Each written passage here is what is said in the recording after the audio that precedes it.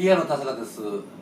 こんにちは。前回動画を撮らせてもらいました時に、あいみょんの話をしましたが、2000回の視聴を突破させてもらいましたので、また第2弾をちょっとやってみたいと思います。まずはせっかくですのであいみょんの曲、簡単に1番だけ、弾いてみます。裸の心という曲です。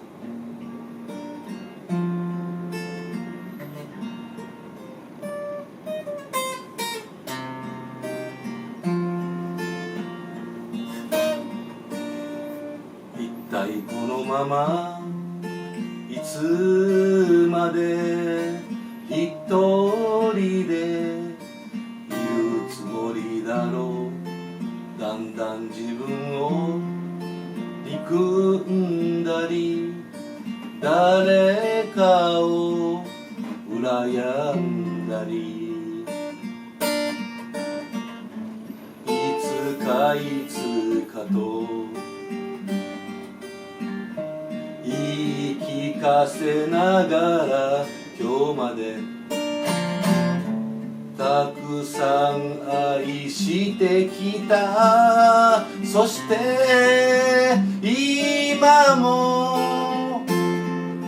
この恋が実りますように少しだけそう思わせて、今私恋をしている裸の心を抱えて、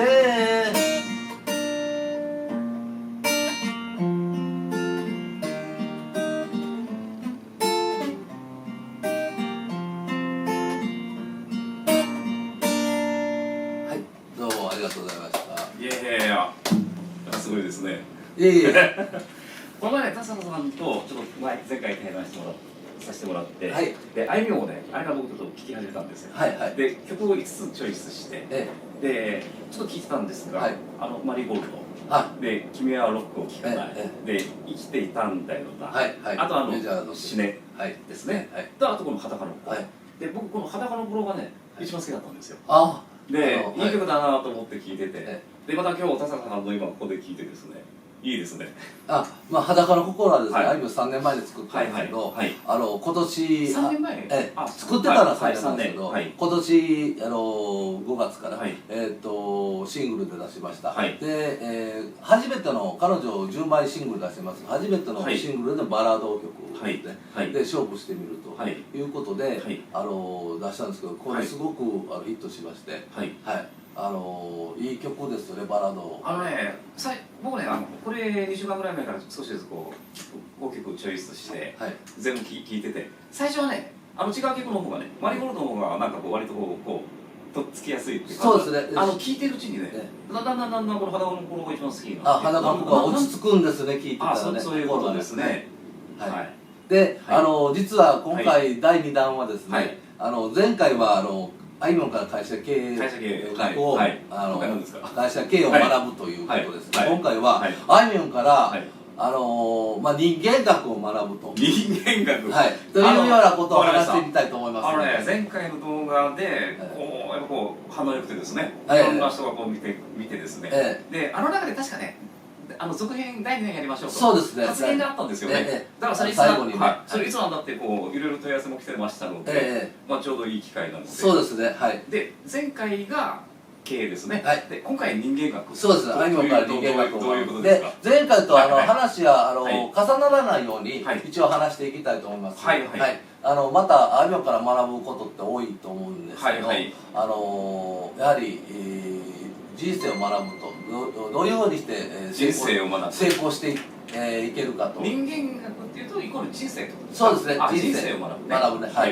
成功サクセスストーリーというイメージで話していきたいと思います。前回は要はそのあいみょんになれと。あいみょんになるのが一流目指せと。そうですね。でそれがビジネスの成功にそうですということでしたよね。今回はあいみょんからですね学んで、はい、結局仕事もそうです、会社もそうです、はい、それ、はい、今学生さんの方もいろいろおられると思いますけど、はい、自分の置かれた立場からその人生を成功させていくというよりは、あいみょんを見習って、非常にためになる。ためになる。どういうところがためなんですか。まあそれをね、はい、ちょっと今簡単に言っていきたいと思いますので、はい、5つの大きなポイントを、はい、ちょっと言っていきます。じゃあ始めます。まずですね、あいみょんから人間力を学ぶということで、一番最初、僕最初から結論言ってきますね。まずは彼女の性格は負けず嫌いですね。つまりポイントは負けじ魂です。負けじ魂。はい、これが一番のポイントです。で、要は大阪弁で言うと、彼女関西の出身ですけど、負けたらあかんと。大阪弁で言ったら負けたらあかんってよく言うんですけど、負けじ魂ですね。でこれが、常に向上心を、駆り立てるということで、簡単に言いますと、あいみょんって中学時代はすごく活発な陸上部をやってて、短距離ハードルをやってまいりました。で、その時に中学2年生の時にギターを始めて、それから中学3年生でギターの作詞作曲なんかもやりだしてますね。で高校に入ってからは高校2年の時から友達関係で高校を中退化してます、高校辞めてます、ご本人も言ってますので、インタビューでですね、公に言っております。で、一回高校を辞めて、でアルバイトに明け暮れておられました。で、これは普通の、中学高校だけを見ると、趣味はちょうど音楽、ギターをやってますけども、アルバイトに明け暮れて高校は、で、恋愛もして、で、高校中退しちゃったと。で、一回辞めてるんですね。これ、普通のどこにあるどこでもいる女の子で高校のですね、別に特別な存在じゃないと。でこっからですね、その時で高校だと17とかでしょうから、もうトップになったのは8年後にはもう、日本の音楽界のトップになったでどういうサクセスストーリーなんだということで、今言いますけど、一つは負けじ魂、でこれは例えばですね、エピソードとしてね、趣味でやってましたから YouTube を投稿して、それで、音楽関係者のスタッフの方が、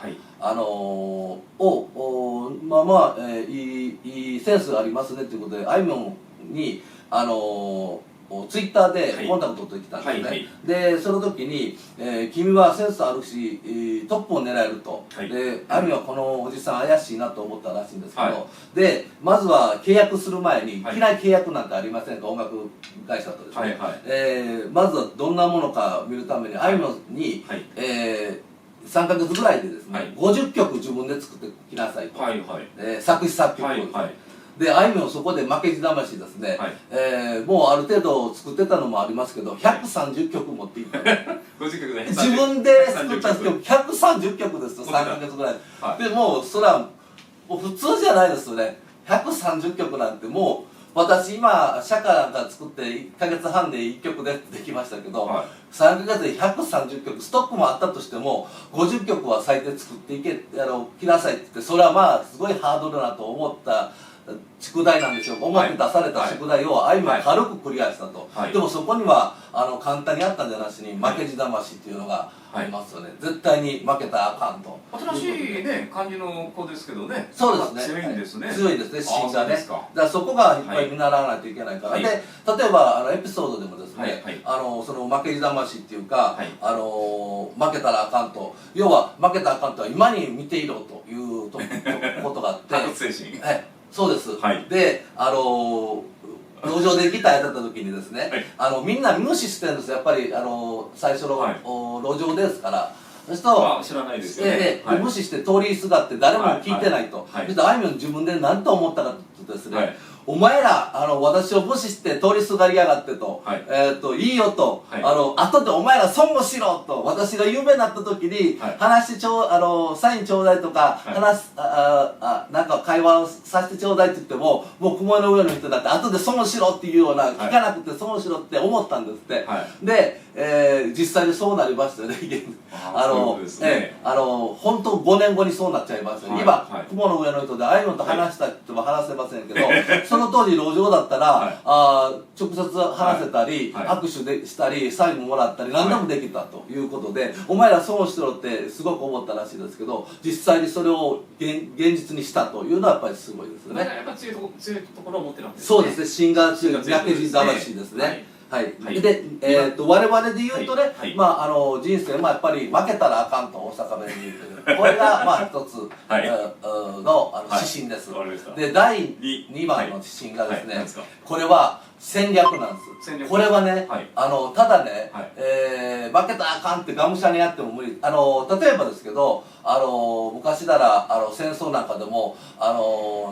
竹槍持ってですね、向こう機関銃、敵が機関銃持ってる竹槍持って精神論で、絶対に精神論で勝つんだって言ってもこれ無理ですよね。で日本史なんかでも長篠高田大会って武田信玄の息子の武田勝頼と織田信長が有名ですね。これが戦った時に武田軍は騎馬隊ということで、もうすごく自信満々でね、無敵の騎馬隊と言われてたんですけど、戦国時代に。で織田信長はそれを迎え撃つのにですね、鉄砲隊を使ったんです。それも鉄砲をまずは馬止めって言ってこう柵を作りまして、馬が突進してこれない、それでその馬止めの間からですね、ダーッと兵士を並ばして、鉄砲を撃つ。ただ鉄砲を撃ったら次弾詰めるのに時間かかりますので、火縄銃ですから、だから三段構えということで、弾を詰め込む人、それから火をつけて撃つ人という順番でやってですね、徹底的に戦略を作って戦った。そうするとどうなったかというと、やはり武田はもう壊滅状態で、最後に武田家滅亡しました。歴史が示してますよね。ちょっとそれましたけど、要は戦略がないと、歴史もそう示してますように、戦略がないとダメです。アミは戦略があるんですか？そうなんです。でこれは意外とまあまあ知られてないかもしれないんで言いますけど、普通の音楽っていうのはインディーズデビューをして、それからメジャーデビューをして、それから自分の歌を歌って聴いてもらうためにはCD をプロモーションするというようなのが音楽の王道だったんですよね。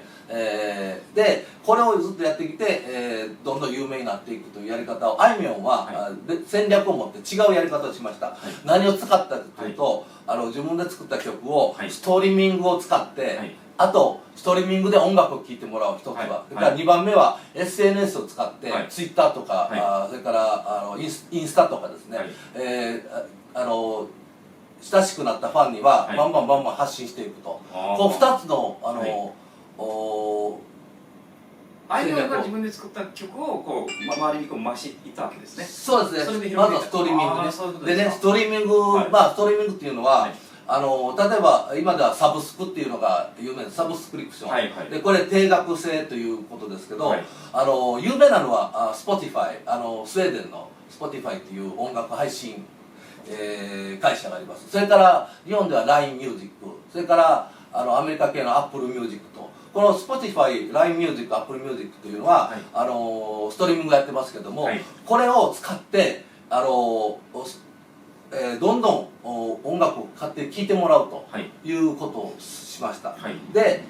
音楽を聴いてもらってどんどん一気に爆発しない、どんどん浸透していくんです。そうなんです。そうなんです。だからそのやり方がね、今までの王道とはやり方を変えてもらう。それから次にラジオ、インディーデビューしたらラジオを出ていって、ラジオで自分のパーソナリティをいろいろと聞いてもらって、で2017年にはテレビにやっと出てきましたけども、テレビでもこのすごいことは3つ2017年出てるんですけど、カンジャムっていうテレビと、それからミュージックステーションっていうテレビ、それからソングスっていう3つ出ました。でそれぞれバラバラの曲を歌ってるんですね。普通ならある半年間にテレビバッて出たら自分のメインの曲を全部同じ曲歌うんですが、あいみょんの場合ストリーミングでいろんな曲を流してますから、まずは一番最初に「関ジャム」っていうのが出たんですけど、その時には「愛を伝えたい」だとかっていう2枚目のシングルの曲を歌いました。それから「ミュージックステーション」では「君を6個聴かない」で、ソングスではですね、デビュー曲の「生きていたいんだよな」っていう、こういうバラバラの曲を歌っていきました。これもやっぱりすごいことで、これができるっていうのはストリーミングをやってたから、いろんな曲を配信してたからっていうことで、戦略があって、それにそう戦略があって、でそれに沿ってその活動してきた。そうなんです。そういうことですで結果としてね、ちょっと結果を言いますとね、今あいみょんですね、今年ストリーミングでですね、マリーゴールドは3億回以上。3億回、そうですね。で君をロックを聴かない1億回、春の日1億回が今夜このまま1億回、愛を伝えたいだとか1億回、裸の心もすでに1億回超えてます。これで8億回ですね、で他のいっぱい曲もありますから、全部のストリーミングであいみょんは25億回をリーチされてます。これはあいみょんが成功したのは戦略、この戦略が今までの王道を使ってたんではこうならなかったんじゃないかなということで、我々でも言えますよね。やはり戦略を持ってやらないと、みんなと同じことをしてるんでは成功しません、なかなかね。そうですね。それはすごくやっぱり人生で学ぶことじゃないかなと思います。で3つ目は3つ目ですね、これはね、憧れを持つ、簡単に言うと憧れを持って公言する、公に言うっていうことで公言でスピークアウトって言いますけど、そうですね。でそれでスピークアウトしてですね、夢を現実に変える挑戦をするということです。であいみょんの場合は例えば憧れっていうのがかなりありまして、最初にで憧れてきたんだっていう曲を書いてますけど、まずはあいみょんの聴いてたのは吉田拓郎、それから浜田省吾、それからフィリッパーズギター、小沢健二さんがメインでやってます。それからスピッツ、それから平井堅というようなこの男性フォークシンガーがルーツなんですけど、さらにあと芸術では岡本太郎ですね、これを尊敬してた。で全部公言しちゃいました、彼らは。でそれで現実的に最近になってこの2年でですね、今年では小沢健二さんと対談したり、スピッツの草野正宗さんと対談したり、それから平井堅さんと対談してコラボの曲も出したり、で2年前の「紅白」では「あいみょんさん誰と愛したいですか?」って「紅白」のメンバースタッフの中でのスタッフに言われたら松任谷由実さんと会いたい、大御所ですね。だからそれも公言しちゃったら松任谷由実さんユーミンと「オールナイトニッポン」でラジオで共演してます。でそういうふうに全部スピークアウトして自分はこういう人に憧れてるんだ、そうしたいっていうことを重要なのは憧れを持つことでプラス公言する、スピークアウトする、そこが重要。そこが重要。言わないとダメです。言わないと排出の字にならないです。もう逃げちゃうわけです。誰も知らないから、もういいやとかって思ってそれでダメなんです。だから公言するということですね。でだから最近ではね、あいみょんなんか笑福亭鶴瓶ですね、鶴瓶さんとかタモリさんとかもう友達のようになっちゃってます。あとラッドウィンプスっていうグループいますけど、それの野田洋次郎さん、これなんかもうすごく尊敬してるってあいみょんが言ってまして、やっぱりそう言ったからコラボで一緒にコンサート呼んでもらってデュエットもしてますよね。ですから公言ですね、公言するということです。これがすごい重要で、我々もですね人生において公言しちゃいましょうと。あいみょんのように公言して、そしたら排水の字、いわゆるそういう頑張らざるを得ない、そういうことです。自分もそこに追い込んでいく。あいみょんもそうしてるんですけど、これってすごい見習うことだあるなと思ってます。4番目はですね、あいみょんの言葉を漢字一つで書くと何か分かりますか？あいみょんの言葉を漢字一つで書くと変化の変なんですね。で変化の変、それから漢字の変ですね。それから変態の変とかもありますけども、変わるっていう字です。変わるっていう字があいみょんで、あいみょんのことを漢字一つで言うと変っていう。あいみょん一言で表現すると変です。どういうことですか？であいみょんって常に時代に合わせて変化してます。で意外と頑固なところもあるんでしょうけど、実はそうじゃない、本当は変化してます。で彼女今まで聴いてる曲ってもともとからきなり作詞作曲できたんじゃなくて、やっぱり、いろんな人の曲を聴いていくと、フォークを聴いたりロックをもちろん聴いたり、洋楽、まあ、ビートルズとか聴いてますけど、だから沖縄の民謡島唄とかも聴いて、さらに歌謡曲なんかもお母さんよく聴いてたし、 K-POP 意外と知られません、韓国の K-POP とかジャンルに取られずにどんどんまず取り入れてますね。で彼女の曲って昭和の、スタイルの曲もあったり、平成の曲もあったり、令和の曲もあって、いろいろな曲を吸収してですね、いろいろなジャンルの曲だから、あいみょんのジャンルって、J-POP って言いますけど、いろいろあって、フォークもロックもあるし、さらに今回出したバラードもあるし、全然ちょっとこうやってで、環境に合わせて、彼女常に変化してます。で、そこが重要なことです。まあまあ常にこういう方に変わっていく。そうですね。環境に合わせて、時代に合わせて変化していくということで、ちょっと余談になりますけど、そのことによってね、今年あいみょんはMTV ミュージックビデオということでビデオがありますよね、YouTube なんかで。でそれの年間最優秀賞を裸の心でもらってます。で去年それとは別に有線のヒット総合グランプリっていうのがありましたけど、去年もあいみょん取ってるんですよ。あいみょんは去年優勝なんですけど、それはマリーゴールドで、まあこれは確かに一番のあいみょんというマリーゴールドなんで取れた、去年は。で今年も2連覇したんですね。この12月発表したけど、裸の心で取れてました。で、これ2連覇っていうのはすごいんですね。でちょっと余談になりますけど、今年あいみょんがまあ2連覇で裸の心取りまして、2位はヒゲダンの「アイラブ」から3位はリサのグレンゲ、リサさんのグレンゲ、これは「鬼滅の刃」の主題歌ですね。だから4番目がヒゲダンの「プリテンダー」、去年も入りますけど、5番目がキングヌーの「白日」、6番目が夜遊びの今年これすごい流行りましたけど「夜にかける」っていう歌だから、すみません、7番目がまた去年と同じですけど「マリーゴールド」で、8番目はこれもすごい今年ヒットした「8の香水」。すごい曲入ってて、その中でトップになったっていうのは2年連続、やはりすごいことですね。常に何を言いたいかって、変化をすると変わらないと、毎年で同じことをしてたんで、あいみょんこの2連覇が重要なんですけど、2連覇取れなかったんですね。だからやっぱり変わっていく、人生は勝っていくためには人生を変わらなきゃいけない、環境に合わせて変わっていかないといけない。頑固してたんではダメなんですね。昔いろいろ食レポ方で、今の時代はですね。で最後に5番ですけど、重要なのはですね、1番から4番言いましたけど、それでもうまだ足りない、これがトップに取れないなれない時もあります。最後にあいみょんがすごい重要に持ってるのは、人間としての振る舞い、人としての振る舞いですね。人格者、意外とこれね、ちょっと面白い話を言います。あいみょんってまずは「死ね」っていう歌で臨時デビューしました。それから「生きていたいんだよな」っていう、これはメジャーデビューの曲、自殺のテーマ、すごいですよね。そうですね。それからあと「好きって言ってよ」っていう曲があります。これは浅草のかっぱ横丁で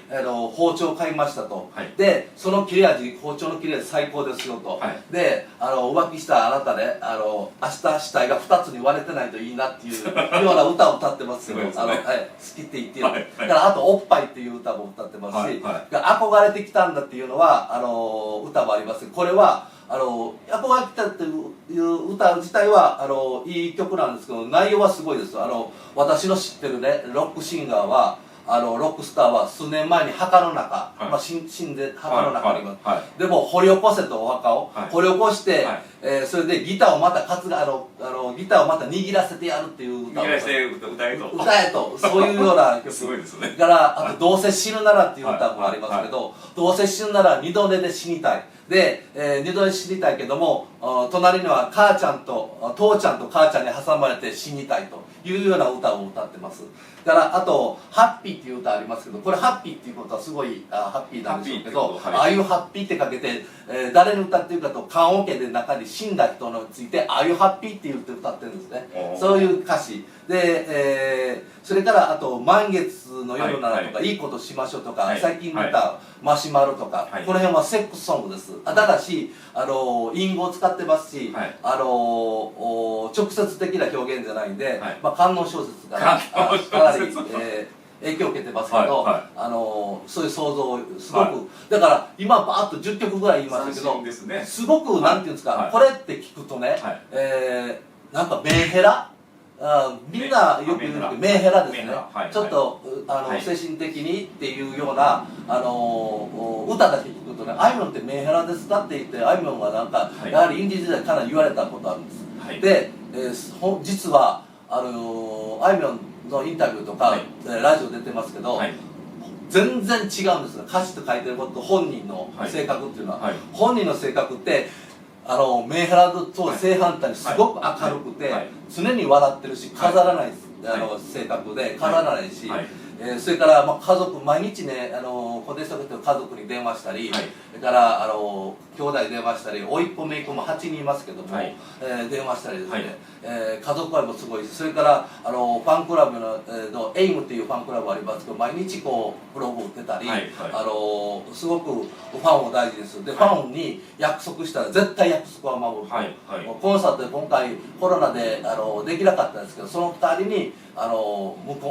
観客ライブをしたし、それからこの12月、ちょうど今12月ミートミートっていうのコンサートをコロナで非常に危なかったんですけども、やっております。でファンと約束したことは絶対私は守ると。で性格も明るいし、でこのギャップ何かっていうとですね、実は彼女遊び心、すごく言葉遊びがうまいんですよ。だからこのメンヘラって思われるようなことは彼女にしたら歌ですから、言葉遊びでそれを何でしょうか、会話してるわけじゃない、だから曲として出してるわけで、自分に訴えたいこととしてですけど、ただ性格は全く違う。歌詞に書かれてると全く違ってすごい明るいです。でセンスがやっぱ抜群なんで、これは芸術的にすごい作詞作曲しますけど、あとちょっと前も触れましたけど作家のセンスもあるし、それから絵もすごいうまいですね。画家にもなれるんじゃないか。それから書道家、それからカメラもすごいうまいですね。だから写真家にも目指せたらできるだろうし、それからネイルとかでファッション、これもファッション誌にも話題になりましたけど、そういうことで芸術的なセンスすごく持ってて、ギャップがただすごいだけで性格はすごいですね。人間的な振る舞いで、逆にただ自分の弱さを持ってて、私はですね、彼女はね、私はみんながファンのみんなが思ってくれてるよりも5億倍ぐらいひねくれ者なんですよとか、あるいは今日は辛いことあったとかそうとか、そういうこともやっぱり弱音を吐きます。だから人間的ですよね。でも基本的にはすごく性格いいです。だからこうファンに対して絶対に誠実に、意外とズバズバ言っちゃってますけど、すごく誠実であって、人間として振る舞いは簡単に言うと弱い面も持ってますけど、それはファンにしか出さない。で人格者です。そこがすごく重要。つまり我々で言うと、やはり約束を守るとか誠実であるとか、これは仕事でも勉強でも人生において全て当てはまってますよね。この5つ、これがあいみょんから学ぶ人生学ということで、私は田中さんの今のこのあいみょんの5つですね、負けじ魂、戦略、公言、縁、振る舞い、この辺をきっちり守ると、その人間学、人間としてうまくいくと。そうですね。いうこと。そうなんです。それでね、あいみょんは実際それによって音楽というツールを使って、今ほぼ頂点に行ってますけど、成功した。でも、一番最初言いましたようにどこにでもいる女の子だったんですよ。それが音楽界ではほぼ頂点になったと。で我々で言うとやはり人生で成功しないといけない、幸福にならないといけないですね。で金持ちになることが幸福じゃなしに、やはり成功していくと努力して、それをどういうふうに学ぶかっていうのはあいみょんから今キーポイント5つ言いましたけども、こういうことを例にぜひ人生を成功させていけばいいんじゃないかと思って。だから田中さんもそのあいみょんからその辺をこう今教わって、で自分でも実践されてる。そうですね。だからあいみょんをにやってきたことを学んで、自分を成功して、私は会社を経営してますから、会社のあいみょんを学んで会社を成功させていきたいというふうに思ってます。ただ最近最初の裸の頃もそうだし、なんか社歌を作られたんですよね。そうですね。自分で作詞作曲、そうですね。全部ですよね。歌うのもギターも。自分で作詞して作曲して、で自分でギター弾いて自分で歌ってと、社歌は普通プロに頼むんですけど、お金がないもんですから、うちの会社は自分で全部作詞作曲して社歌を作りました。とすると田坂さんのどっかの先の目標の一つとして、どっかであいみょんと共演する。いや、それはないです。それはないですか。それはもう僕雲の上の人なんで、雲の上の人に雲から降りてきてくれっても無理でしょうけど、ただしこの高原の一つで、そうですね。あいみょんと一回会って話したいっていうのはあります。これはできるかもしれないですね。なんかの機会で。一緒にそれはもう僕はプロなんで、やっぱりそこはね。プロですから、私は音楽に関しては完璧な素人なんで、ただ人生を学ぶということでは、彼女は音楽としてのプロで成功した、私は会社を経営しているということで、プロとして成功する、そこはやることは違っても同じような目標があります。ヤンマンのようにやっていって成功したいと思ってます。上田さんもぜひ今のね、聞いてます。今5曲がチョイスして聴いてて、で母の頃はすごく気に入ってます。これ継続してちょっと聴いてみようと思ってますので。そうです。で、あいみょんを歌だけだし、私がちょっと今話したように5つ、前回もいろいろ言ってますけども、こういうことでね、人生を成功していきましょうと、サクセスストーリーをぜひあいみょんに見習って人生を成功したいなっていうことを思ってます。わかりました。最初があいみょんから経営を学ぶ、で2回目が人間学を学ぶ。そうですね。また次の機会にですね、今度は何を学ぶかわかんないですが、またあいみょんから学ぶシリーズ、そうですね。まだまだあるんですね。あいみょんについてはまだまだもっと別の話をあいみょんについて質問してもらえれば答えますけども、じゃあ時間がないので、そうですね。また次の機会に僕の第3弾。第3弾またまた1回目の2000回を視聴してもらいました。今回も第2弾2000回またいけたら第3弾また考えたいと思いますので、あいみょんについてはもう朝まで話すぐらい何でもありますので。わかりました。どうも。じゃあすみません、そういうことで。ありがとうございました。